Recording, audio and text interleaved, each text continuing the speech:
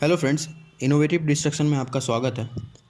बहुत दिन से ये कमेंट देख रहे हैं हम कि उसमें बोला जा रहा है कि टाइपिंग का शॉर्ट लिस्ट नहीं दिया जाएगा। क्यों? क्योंकि सबको टाइपिंग के लिए बुलाया जाएगा। अब पता नहीं ये कॉन्सेप्ट कहाँ से आ रहा है, लोग ऐसा क्यों सोच रहे हैं। अगर आपको पता है तो आप प्लीज़ हमको भी बताइए कमेंट सेक्शन में। तो लेकिन मेरे हिसाब से जो है अगर आप फिजिकल का शॉर्ट लिस्ट देखें तो उसमें 5 गुना छात्रों को बुलाया गया। क्यों बुलाया गया? क्योंकि यही नियमावली है और यही जो है नोटिफिकेशन में भी था कि 5 गुना छात्रों को बुलाया जाएगा, तो बुलाया जाए। और ओम प्रकाश जी से बोला गया कि सीट खाली रह जाएगा क्योंकि ये सब तो टॉपर लोग हैं। तो बोला कि उससे क्या मतलब है, जो नियमावली है हम उसी से काम करेंगे और 5 गुना छात्रों को ही बुलाएंगे, चाहे सीट खाली रहे या नहीं रहे। सेकेंड लिस्ट भी जारी करने के बारे में उन्होंने कहा कि सेकेंड लिस्ट जारी नहीं होगा, जो है बस इतना में ही सब कुछ चलेगा। तो फिर भी लेकिन स्टूडेंट अब सोच रहा है कि बीएसएससी जो है वो अच्छा दिन लेके आएगा उसका, और उस बीएसएससी को देवता की तरह सोच रहा है कि सबको टाइपिंग के लिए बुलाएगा।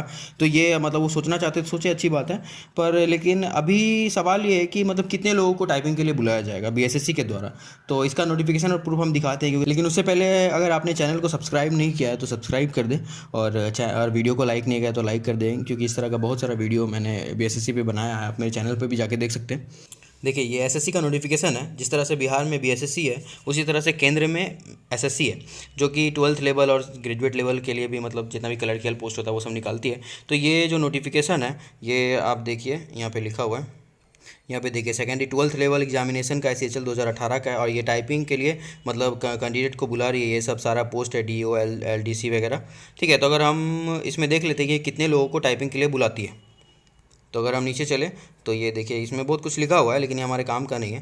तो यहाँ पे नीचे अगर हम चलते हैं तो ये देखिए, यहाँ पर देखिए 30,000 लोगों को ये वैकेंसी के लिए बुलाई है। लेकिन 30,000 को लोगों को बुलाई है, लेकिन ये किस आधार पे बुलाई है? तो इसको पता करने के लिए हमको ये जानना पड़ेगा कि ये वैकेंसी कितना वैकेंसी था। तो उसके आधार पर हमको पता चल जाएगा कि ये 30,000 जो है कितना गुना है उस वैकेंसी का, या किस आधार पे, किस रेशियो पे चुना गया है। तो हम वो ये वैकेंसी डिटेल पर चलते हैं।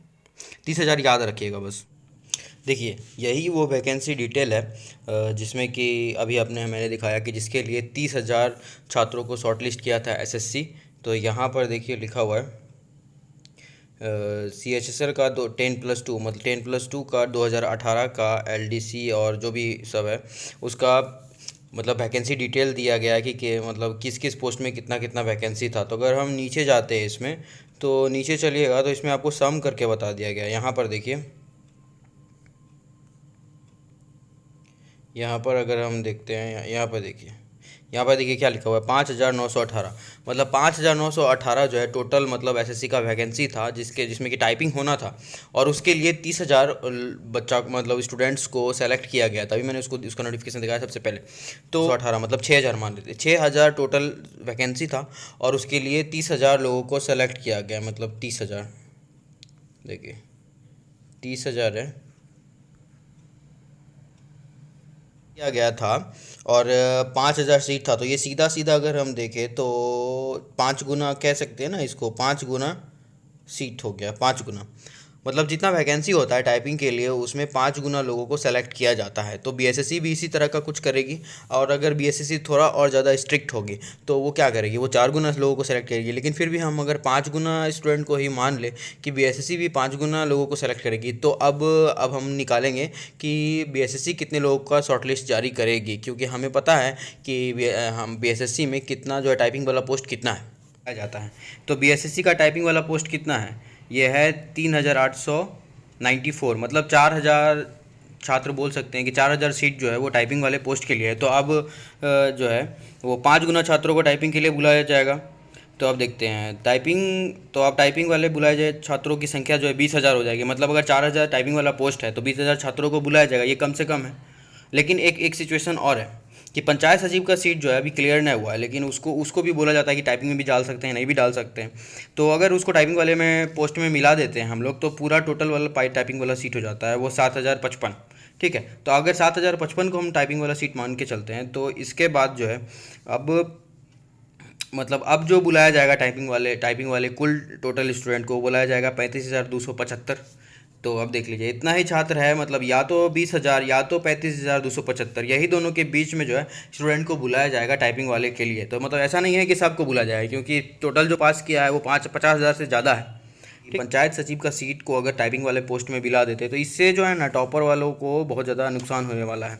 देखिए इस स्थिति में कि पंचायत सचिव का सीट भी टाइपिंग में जोड़ा जाएगा, उससे क्या होगा ना, उससे मतलब हाई रैंक जो टॉपर वाला है उसको बहुत परेशानी होने वाला है, और जो कम रैंक वाला है और जो कम नंबर लाया है लेकिन उसको टाइपिंग आता है उसको बहुत बल्ले बल्ले होने वाला है। क्योंकि जिस भी सीट पर टाइपिंग है उस सीट पर कट ऑफ का कोई मतलब नहीं है। क्योंकि अगर 30 स्पीड भी हम लोग मान ले, वैसे तो 40 मार्केट में चल रहा है बात, लेकिन अगर हम लोग 30 स्पीड भी मान ले तो उसमें बहुत लोग फेल हो जाएगा। और अगर 40 फीट मान ले तो मुश्किल से 5% और 10% लोग ही टाइपिंग पास करने वाला है, क्योंकि बहुत मुश्किल है इस तरह से टाइपिंग पास करना।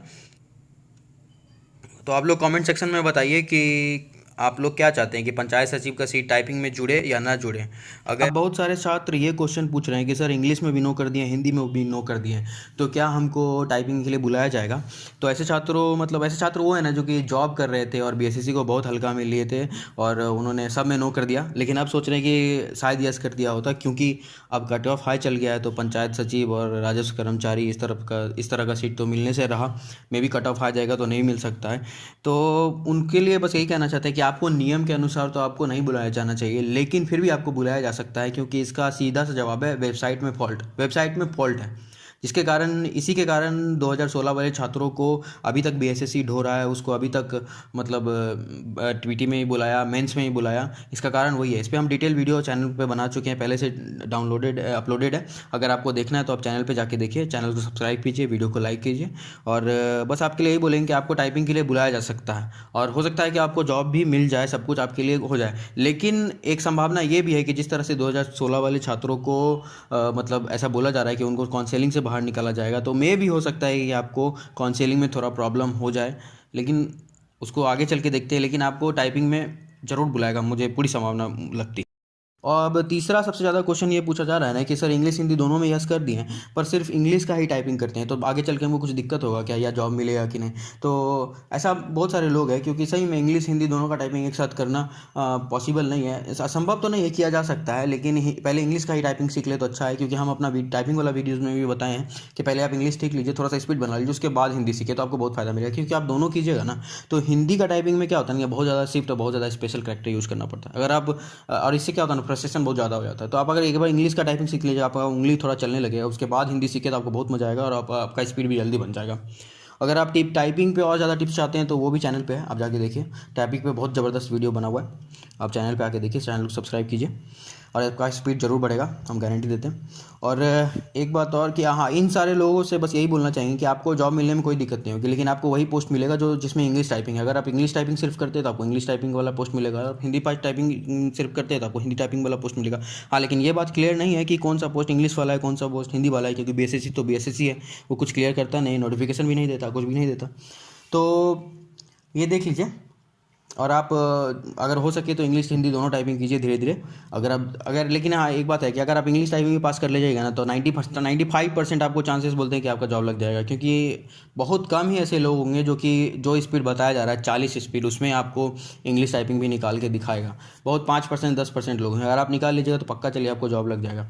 और अगर आप हिंदी इंग्लिश दोनों निकालते हैं तो 102% बोलते हैं कि हाँ आपका जॉब लग जाएगा। चलिए वीडियो को यही समाप्त करते हैं, यही सब क्वेश्चन था। अगर आपको और कुछ सारा क्वेश्चन कुछ चाहिए, मतलब जवाब चाहिए, तो आप कमेंट सेक्शन में आके हमसे पूछ सकते हैं। अगर हम बता सके तो ज़रूर बताएंगे, उस पर ज़रूर वीडियो बनाएंगे। चलिए चैनल को सब्सक्राइब कर दीजिए, वीडियो को लाइक कर दीजिए, और वीडियो को यहीं समाप्त करते हैं। धन्यवाद।